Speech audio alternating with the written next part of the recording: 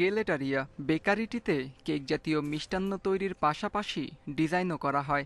Vatican থেকে মাত্র কয়েক মিটার দূরের দোকানটির মালিক ফ্রান্সেসকো সেরাভোলো বার্তা সংস্থা রয়টার্সকে জানাচ্ছিলেন পোপ ফ্রান্সিসের সঙ্গে প্রিয় মুহূর্তগুলো।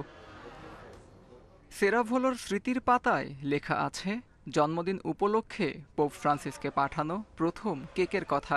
এরপর থেকে যে কোনো অনুষ্ঠানে প্রয়াত পোপের পছন্দ মতো কেক সরবরাহ করতেন তিনি। ওনার নাম ছিল জর্জ। পোপ হওয়ার পর তিনি ফ্রান্সিস নাম ধারণ করেছেন। ফ্রান্সিস যেদিন পোপ নির্বাচিত হয়েছিলেন সেদিনই আমাদের দোকান উদ্বোধন করা হয়। প্রথম কেক তৈরি করা হয় তার জন্মদিন উপলক্ষে। বর্তমানে আমাদের প্রতিটি কেকই পোপের প্রিয় থিম ধারণ করে। প্রিয় মুহূর্তের পাশাপাশি ফ্রান্সিসের মহানুভবতার কথাও তুলে ধরেন সেরাভোলো। জানান সামর্থ্যহীনদের অসহায়ত্ব অনুভব করতেন পোপ।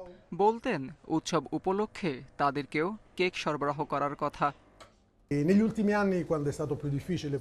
পোপ ফ্রান্সিস গত কয়েক বছর ধরে দরিদ্র ও সামর্থ্যহীনদের কেক সরবরাহের পরামর্শ দিয়েছেন, তবে আমাদের ক্ষতি করে নয়।